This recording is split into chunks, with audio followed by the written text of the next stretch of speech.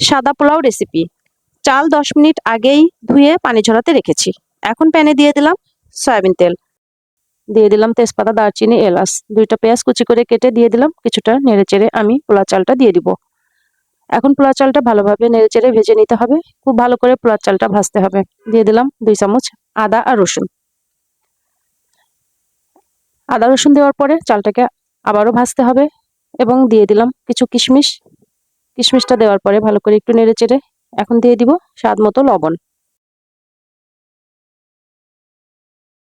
লবণটা শেষের দিকে দেওয়ার চেষ্টা করবেন, এতে করে পোলাওটা অনেক বেশি ঝরঝরে হবে।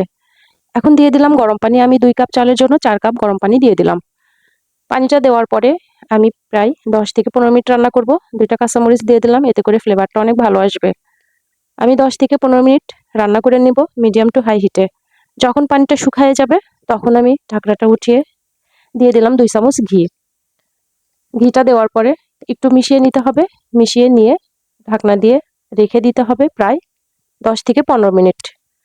এ পর্যায়ে চুলার আঁচটা খুবই লো পর্যায়ে রাখতে হবে এবং 15 মিনিট পরে দেখিয়ে দিচ্ছি কতটা ঝরঝরে পোলাও তৈরি হয়েছে।